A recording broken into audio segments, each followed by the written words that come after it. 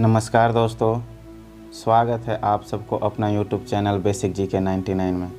दोस्तों, आज मैं आप सबके लिए लेकर आया हूं भारतीय संविधान से यानी कि इंडियन कॉन्स्टिट्यूशन से वो महत्वपूर्ण सवाल जो हमेशा परीक्षा में पूछे जाते हैं और आगामी होने वाली सभी परीक्षाएं जैसे SSC, JSSC, JPSC के लिए भी काफ़ी महत्वपूर्ण होने वाली है। तो दोस्तों, शुरू करते हैं आज का वीडियो का पहला सवाल। लेकिन दोस्तों, पहला सवाल शुरू करने से पहले मैं आप सबसे एक रिक्वेस्ट करता हूं कि अगर आपने अभी तक हमारे YouTube चैनल को सब्सक्राइब नहीं किया है तो प्लीज़ सब्सक्राइब करें और बेल आइकन को अवश्य दबाएं ताकि हमारे द्वारा अपलोड वीडियो सबसे पहले आप तक पहुंच सके। दोस्तों, आज का वीडियो शुरू करते हैं। देखते हैं पहला सवाल। किस एक्ट के अंतर्गत कलकत्ता प्रेसिडेंसी में सरकार की स्थापना की गई? जी हाँ दोस्तों, किस एक्ट के अंतर्गत कलकत्ता प्रेसिडेंसी में सरकार की स्थापना की गई? इसका सही उत्तर है 1773 ईस्वी का रेगुलेटिंग एक्ट। जी हाँ दोस्तों, 1773 ईस्वी का रेगुलेटिंग एक्ट। देखते हैं अगला प्रश्न। कलकत्ता में एक सुप्रीम कोर्ट की स्थापना किस एक्ट के द्वारा की गई? कलकत्ता में एक सुप्रीम कोर्ट की स्थापना किस एक्ट के द्वारा की गई? 1773 ईस्वी के रेगुलेटिंग एक्ट। जी हाँ दोस्तों, 1773 ईस्वी के रेगुलेटिंग एक्ट इसका सही उत्तर है। देखते हैं अगला प्रश्न। कौन से अधिनियम को मार्ले मिंटो सुधार भी कहा जाता है? जी हाँ दोस्तों, कौन से अधिनियम को मार्ले मिंटो सुधार भी कहा जाता है? 1909 ईस्वी के भारत शासन अधिनियम। जी हाँ दोस्तों, 1909 के भारत शासन अधिनियम को मार्ले मिंटो सुधार भी कहा जाता है। देखते हैं अगला प्रश्न। किस अधिनियम के अंतर्गत प्रांतीय विधान परिषदों के आकार में वृद्धि की गई? जी हाँ दोस्तों, किस अधिनियम के अंतर्गत प्रांतीय विधान परिषदों के आकार में वृद्धि की गई?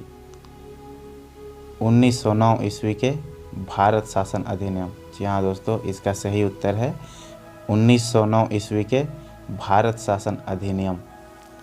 अगला प्रश्न में क्या है? मॉन्टेग्यू चेम्सफोर्ड सुधार किस अधिनियम को कहा जाता है? जी हाँ, मॉन्टेग्यू चेम्सफोर्ड सुधार किस अधिनियम को कहा जाता है? 1919 भारत शासन अधिनियम को। जी हाँ दोस्तों, 1919 का भारत शासन अधिनियम को मॉन्टेग्यू चेम्सफोर्ड सुधार कहा जाता है। अगला प्रश्न। किस अधिनियम के अंतर्गत प्रांतों में द्वैध शासन प्रणाली का प्रवर्तन किया गया? जी हाँ दोस्तों, किस अधिनियम के अंतर्गत प्रांतों में द्वैध शासन प्रणाली का प्रवर्तन किया गया? इसका सही उत्तर है 1919 ईस्वी का भारत शासन अधिनियम। जी हाँ दोस्तों, 1919 ईस्वी का भारत शासन अधिनियम। अगला प्रश्न देखते हैं। भारतीय संविधान को बनने में कितना समय लगा? बहुत ही महत्वपूर्ण प्रश्न। भारतीय संविधान को बनने में कितना समय लगा? 2 वर्ष 11 महीना 17 दिन। इसका सही उत्तर है 2 वर्ष 11 महीना 17 दिन भारतीय संविधान को बनने में लगा। देखते हैं अगला प्रश्न। संविधान सभा ने भारत के संविधान को कब स्वीकृत किया? प्रश्न है, संविधान सभा ने भारत के संविधान को कब स्वीकृत किया? 26 नवंबर 1949 ईस्वी को। इसका सही उत्तर है 26 नवंबर 1949 ईस्वी को संविधान सभा ने भारत के संविधान को स्वीकृत किया। अगला प्रश्न देखते हैं। संविधान सभा की प्रारूप समिति का गठन कब हुआ? क्या है प्रश्न? संविधान सभा की प्रारूप समिति का गठन कब हुआ? 29 अगस्त 1947 ईस्वी में। इसका सही उत्तर है 29 अगस्त 1947 ईस्वी में संविधान सभा की प्रारूप समिति का गठन हुआ। देखते हैं अगला प्रश्न।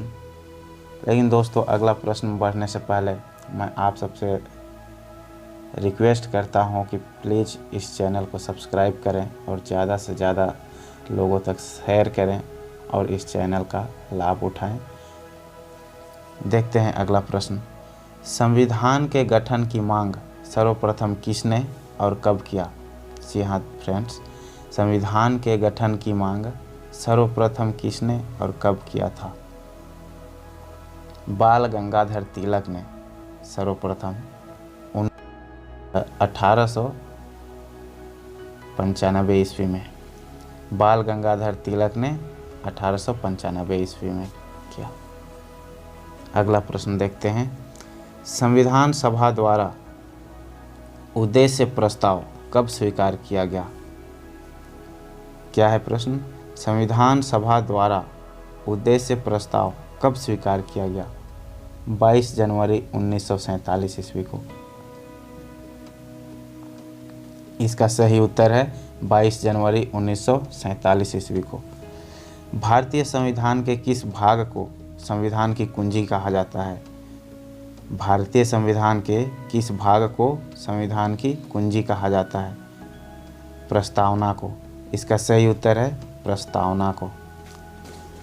अगला प्रश्न देखते हैं। संविधान का पहला वाचन कब हुआ था? जी हाँ दोस्तों, संविधान का पहला वाचन कब हुआ था? इसका सही उत्तर है 4 नवंबर 1948 ईस्वी।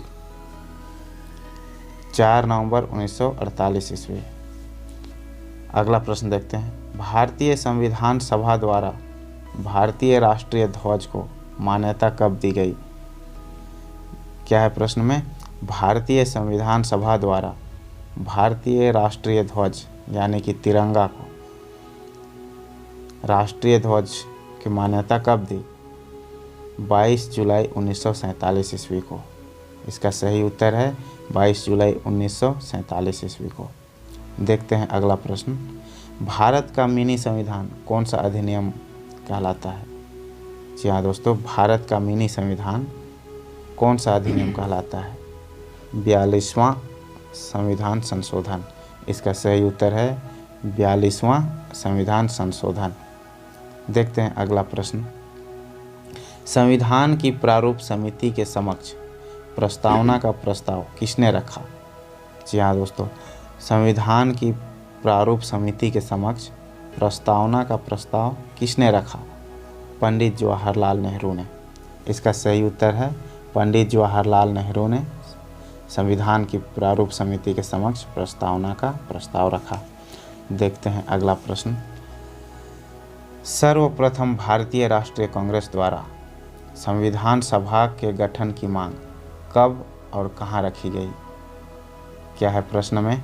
सर्वप्रथम भारतीय राष्ट्रीय कांग्रेस द्वारा संविधान सभा के गठन की मांग कब और कहाँ रखी गई? 1936 ईस्वी में फैजपुर में। इसका सही उत्तर है 1936 ईस्वी फैजपुर में। देखते हैं अगला प्रश्न। संविधान के कौन से संशोधन के द्वारा दिल्ली को राष्ट्रीय राजधानी क्षेत्र का दर्जा दिया गया है? जी हाँ दोस्तों, संविधान के कौन से संशोधन के द्वारा दिल्ली को राष्ट्रीय राजधानी क्षेत्र का दर्जा दिया गया है? इसका सही उत्तर है 69वां संशोधन। 69वां संशोधन के द्वारा दिल्ली को राष्ट्रीय राजधानी घोषित किया गया है। देखते हैं अगला प्रश्न। राष्ट्रपति की आपातकालीन शक्तियां किस देश से ली गई है? प्रश्न क्या है? राष्ट्रपति की आपातकालीन शक्तियां किस देश से ली गई है? जर्मनी से। जी हाँ दोस्तों, इसका सही उत्तर है जर्मनी से। देखते हैं इस वीडियो का लास्ट प्रश्न, आखिरी प्रश्न इस वीडियो का। कौन सा शब्द संविधान की प्रस्तावना में नहीं है? कौन सा शब्द संविधान की प्रस्तावना में नहीं है? लोक कल्याण। जी हाँ दोस्तों, इसका सही उत्तर है लोक कल्याण।